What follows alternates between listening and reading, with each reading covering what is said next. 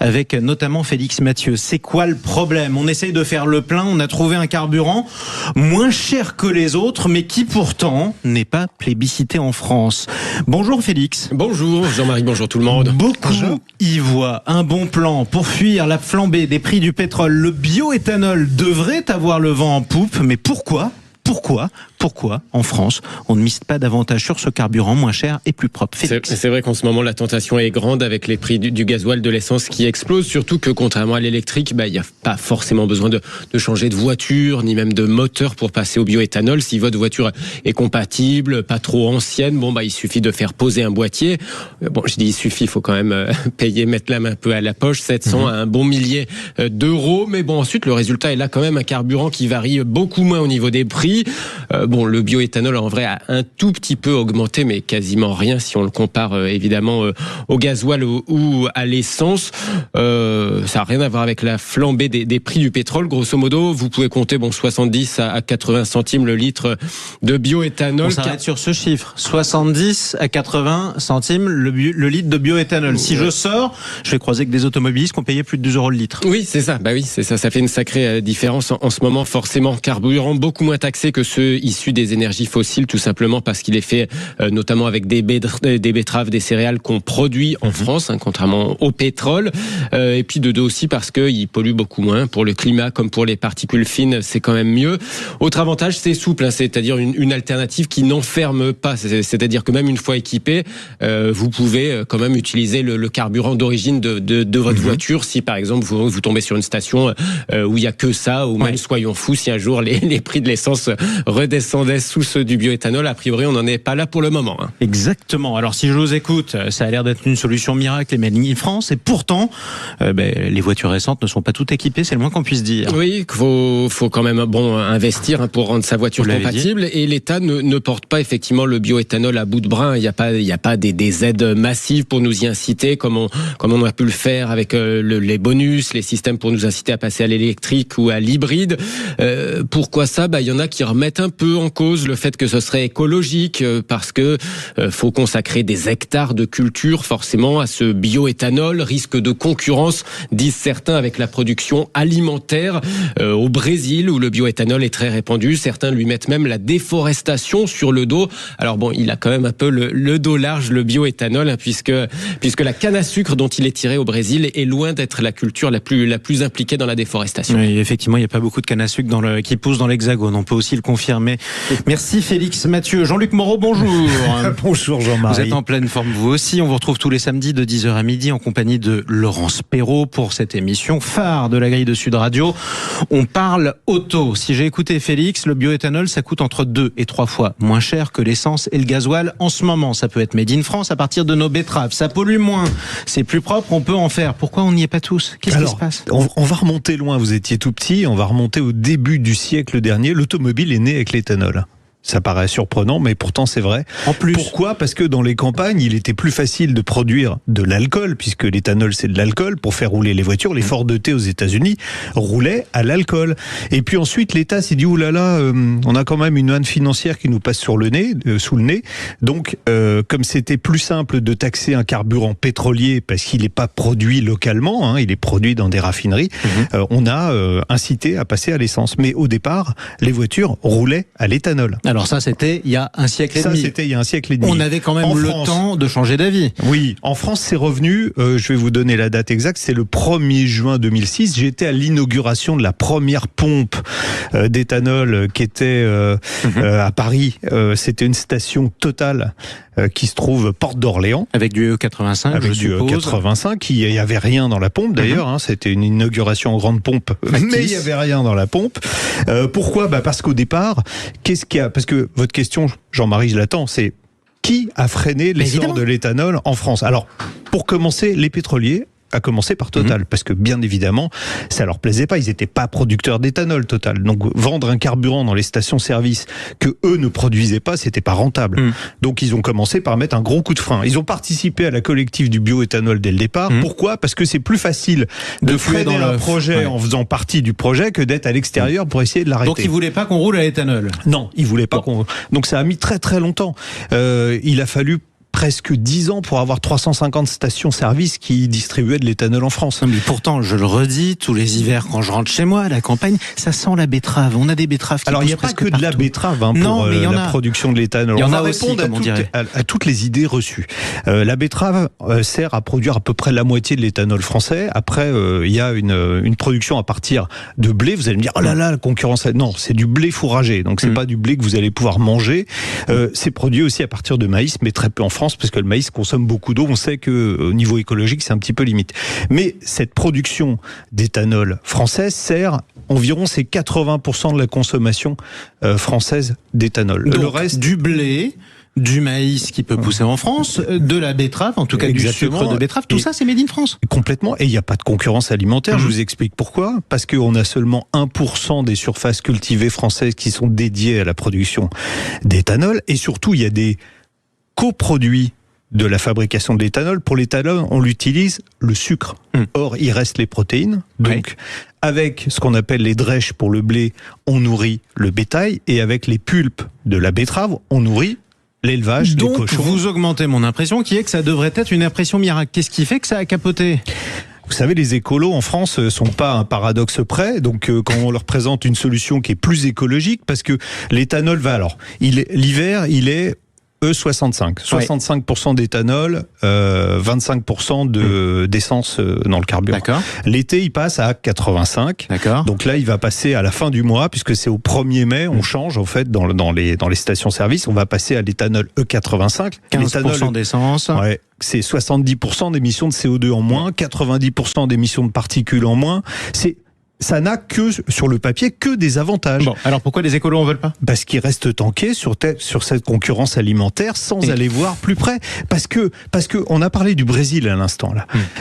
Moi, j'entends les écolos hurler et dire oui, mais au Brésil, il y a déforestation pour produire de la canne à sucre. C'est du grand n'importe quoi. Déjà, est-ce qu'ils sont allés au Brésil voir les plantations ?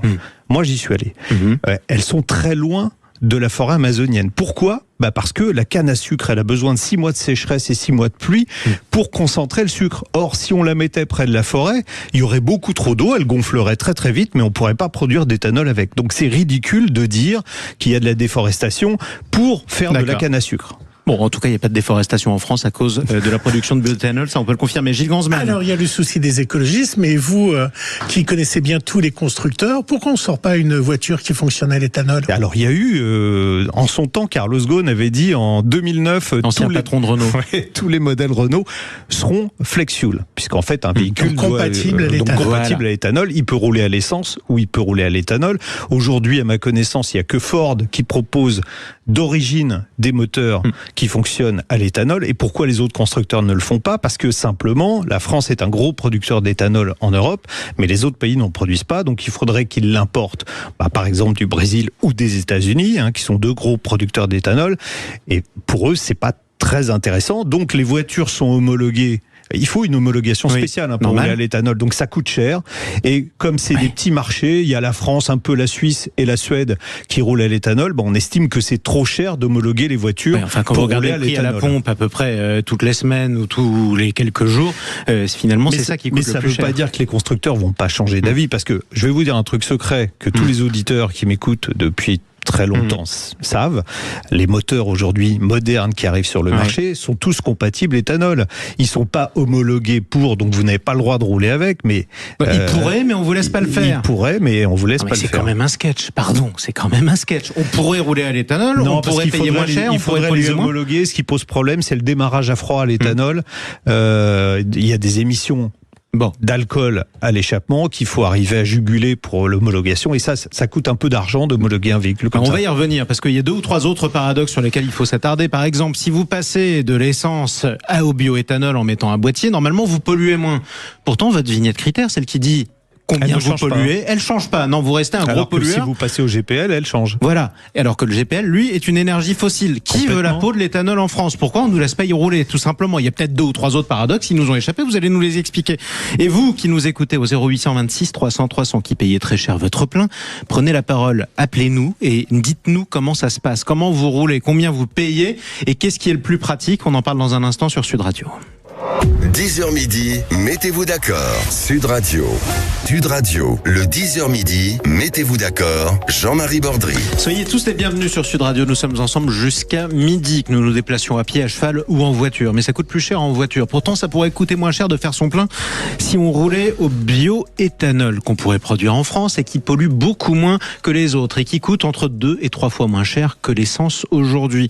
Pourquoi la France ne roule pas beaucoup plus au bioéthanol? C'est le thème de cette rubrique. C'est quoi le problème ce matin? On en parle avec vous d'ailleurs, utilisateur automobiliste, que vous rouliez à l'essence, au GPL ou au bioéthanol. Tiens, venez en parler, donnez-nous votre avis et venez témoigner quand vous avez fait le plein. Est-ce que les sensations de conduite sont les mêmes? Est-ce qu'il y a une solution qui est plus pratique que les autres pour vous? Venez nous le dire et on en parle. Jean-Luc Moreau est avec nous. Il lève le doigt déjà. Jean-Luc? Oui, parce que quelque chose d'intéressant, quand vous dites est-ce que les sensations de conduite sont les mêmes? Alors les sensations de conduite sont différentes. Vous avez la même voiture, c'est le même moteur. Vous passez entre l'essence et l'éthanol, déjà elle va faire moins de bruit. Parce que la combustion de l'éthanol est moins bruyante que la combustion de l'essence. Ça, c'est la première chose. Vous allez surconsommer parce que environ 25%, parce qu'il y a moins d'énergie dans un litre d'éthanol que dans un litre d'essence, mais en revanche, vous allez gagner en puissance parce que l'indice d'octane de l'éthanol est plus élevé et si vous avez un moteur moderne, il va régler ce qu'on appelle l'avance à l'allumage, la pression du turbo s'il y a un turbo et vous allez gagner quelques chevaux. Donc, en fait, la sensation de conduite sera plus agréable à l'éthanol qu'elle n'est à l'essence. Il y a eu pendant un moment, la marque a disparu, mais Saab faisait des modèles qui étaient flex-fuel, qui étaient vraiment super, qui gagnaient 30 chevaux quand ils passaient à l'éthanol. C'est-à-dire, vous changiez simplement de carburant et vous aviez gagné 30 chevaux. Donc c'était quand même pratique. Gilles Gansman. Alors Jean-Marie, le cheval c'est peut-être moins cher, c'est les chevaux qui sont plus chers. Oui, ça doit être ça. Le cheval, ça va. J'étais avec Mehdi. Alors vous connaissez pas Mehdi? Mehdi, c'était mon VTC de ce matin. Je lui ai parlé du sujet. Je salue tous les VTC qui écoutent Sud Radio. Et lui, alors, il est tenté par l'éthanol, mais la vraie question qu'il m'a dit de vous poser, c'est est-ce que je vais abîmer ma voiture? Est-ce que je vais abîmer mon moteur? Et l'autre question qu'il avait, c'est est-ce que mes assurances continuent à fonctionner une fois que j'ai modifié et que j'ai mis ce petit boîtier? Voilà, je me fais le porte-parole des chauffeurs VTC et de Mehdi. Alors, premier truc, si vous mettez de l'éthanol dans votre voiture et que sur la carte grise, il n'est pas indiqué que c'est un véhicule carburant flexible, on va dire comme ça, vous êtes en illégalité totale.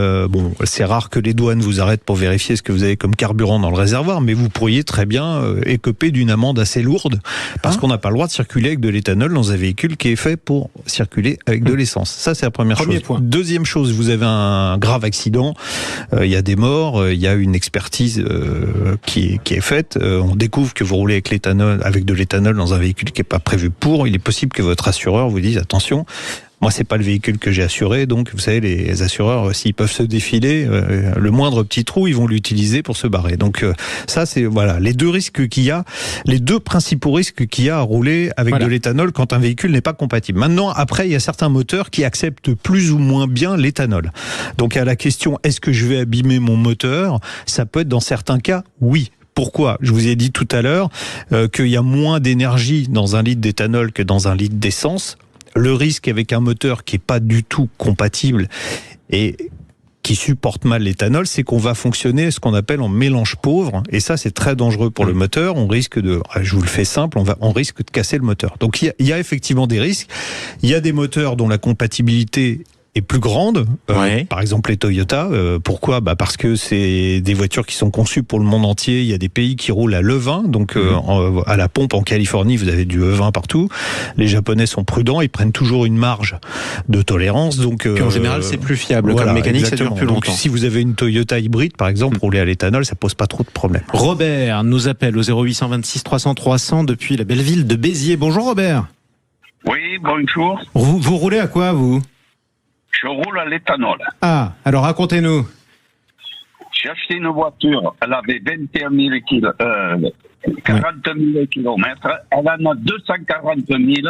Je l'ai toujours fait rouler à l'éthanol. Mais avec un boîtier, Robert, ou sans boîtier?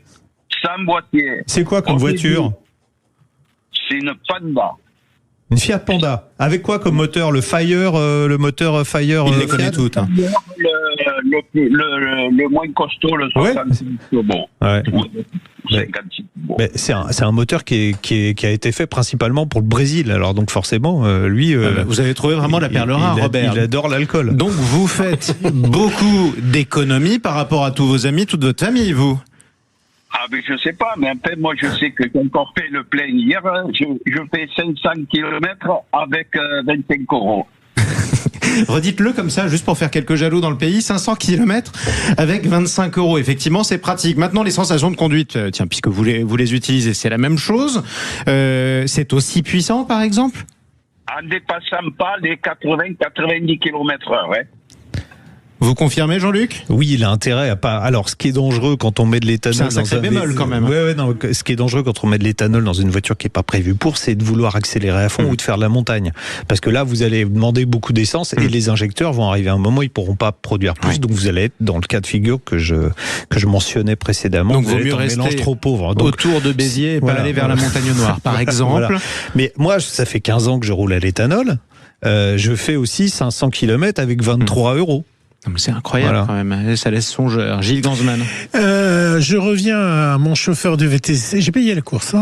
C'était quoi comme voiture, Gilles? Alors c'était, vous avez dit la marque tout à l'heure, Toyota. Toyota. Mais c'était une hybride. Oui, mais il y a alors aucun avec problème. les hybrides, on peut aussi, quand on a une hybride, on peut aussi passer à l'éthanol. Ça veut dire qu'on a 3 choix du coup: essence, hybride, électricité et éthanol. Ça marche ça? Oui, bien sûr. Bien sûr, ok. ça marche très bien, les moteurs. Alors moi, je connaissais une entreprise de taxi qui était dans le sud. Ils ont des véhicules qui maintenant doivent dépasser les 500 000 km en roulant à l'éthanol. Alors avec des boîtiers, je précise quand même, c'est une sécurité, quoi. Voilà. C'est quand même très pratique. Félix Mathieu. C'est-à-dire que ces bémols que vous mentionnez sur la montagne, le fait de ne pas rouler à fond, ils sont levés, ces bémols, dès lors qu'on a mis un boîtier. Oui, complètement, parce que le boîtier, il va augmenter le temps d'injection par rapport à ce que le calculateur d'origine avait prévu. Il va augmenter le temps d'injection. Donc, si on augmente le temps d'injection, on a plus de carburant qui arrive dans le cylindre. Et donc, on compense la plus faible énergie de l'éthanol. Donc, on va faire un petit récapitulatif avec vous de manière très succincte, Jean-Luc, pour que tous ceux qui nous écoutent aient toutes les solutions en main et en fait puissent faire leur choix de manière éclairée. J'ai une voiture à essence classique, n'importe laquelle. Si j'installe un boîtier, je peux rouler à éthanol. Oui, il y a quelques incompatibilités qui sont de plus en plus levées par les nouveaux systèmes, parce que ça a évolué aussi, les boîtiers. Donc, il faut vérifier auprès des fabricants de boîtiers, mais on va dire que dans la très grande majorité des cas, on peut équiper la voiture. Et quoi qu'il arrive, il n'y a pas d'erreur possible. Maintenant, j'ai une voiture hybride, pareil, je peux installer un boîtier? Oui, vous pouvez parfaitement installer un boîtier. Ouais. Maintenant, j'ai une voiture au diesel, là. Est-ce que je peux installer? Là, je ne peux pas. Effectivement. Bon, c'était les rois du pétrole il y a 10 ans, tous ceux qui roulaient au pétrole, mais maintenant, plus personne ne les aime, malheureusement pour eux. Force à vous d'ailleurs, ceux qui avaient encore une voiture au diesel. On pense bien à vous et vous êtes assez nombreux. Est-ce qu'il y a une chance pour qu'on passe de plus en plus à l'éthanol ou pas prochainement? Est-ce que c'est devenu un sujet politique ou pas du tout? Mais il faudrait que ça le devienne. Il faudrait que ça devienne un sujet politique. Il faudrait déjà que les producteurs de betteraves soient plus étranglés quand ils ont des maladies sur les betteraves. Bon, alors certes, il y a des... Oui. Faudrait aider les producteurs de betteraves à en produire encore davantage. Exactement. Il faudrait en appeler à qui? Au ministère de l'Environnement, au ministère des Transports? Oui, les deux, les deux. On a eu des retournements de situation par rapport à l'éthanol. Vous avez vu qu'en fin d'année, il était prévu quand même de retaxer un peu plus l'éthanol. Bon, ça a été retoqué par l'Assemblée nationale. Ce qui veut dire qu'il y a encore quelques lobbies qui essayent toujours de matraquer l'éthanol. Complètement, toujours les mêmes. Alors, je vais vous pour savoir, est-ce que l'éthanol, c'est polluant, plus polluant ou moins polluant que l'essence? Je prends un exemple, tout le monde va comprendre. Au Brésil, 99% des voitures sont flex fuel. Elles peuvent rouler ou à l'essence ou à l'éthanol. En fonction, le Brésil est un gros producteur de pétrole aussi. Oui. Donc, en fonction des prix du pétrole, l'éthanol est plus cher que l'essence ou inversement. L'essence est plus cher que l'éthanol. C'est le même parc roulant. Donc, les gens, évidemment, quand l'essence est moins chère, ils roulent à l'essence. Et quand l'éthanol est moins cher, ils roulent à l'éthanol. Vous prenez une ville comme Sao Paulo, où il y a très peu de transport ferroviaire en commun, il n'y a pas de métro, etc. Donc beaucoup de circulation automobile. Vous divisez par 2 la pollution juste quand l'éthanol est moins cher que l'essence. Donc c'est comme ça que vous le mesurez. Comme quoi, ça peut être bon pour la planète d'une manière ou d'une autre. Merci à vous, Jean-Luc Moreau. Non, une Ferrari, ce sera difficile. À 90, ce serait dommage. Aussi. Mais vous savez, on peut le mettre sur une Ferrari. Bien sûr, il y a les voitures de course. Les voitures de course aux États-Unis, alors c'est pas de l'éthanol, c'est du méthanol, mais c'est pareil, les voitures de course sont toujours roulées à l'alcool avant de rouler à l'essence. Effectivement, on espère qu'elles roulent droite quand même, n'oubliez pas. Et c'est plus simple de faire un carburant à l'alcool que de bonne qualité que de faire de l'essence de bonne qualité. Exactement. Vous tous qui voulez avoir plus d'informations pour savoir à quoi rouler, comment rouler, avec quelle voiture rouler, on parle auto tous les samedis de 10h à midi avec Laurence Perrault et Jean-Luc Moreau. On vous retrouve donc demain à 10h, mon cher Jean-Luc. On va parler un peu. Pourquoi est-ce que les motos peuvent pas rouler, ont pas de boîtier pour rouler à l'éthanol? Voilà, il veut convertir tout le monde, lui, évidemment. Voilà. Bon, avec modération quand même, Jean-Luc Moreau, c'est important. Merci à vous, Jean-Luc Moreau. Merci à vous, Félix Mathieu, Gilles Gansman. On se retrouve dans un instant avec tous nos invités. Le zapping. On va parler d'Emmanuel Macron qui a fait une déclaration qui plaît à pas mal de gens où il dit que ce n'est pas notre guerre. Est-ce que les Français, vous êtes d'accord avec lui pour une fois? 0826 300 300. On veut vous entendre sur Sud Radio. À tout de suite. 10h midi, mettez-vous d'accord.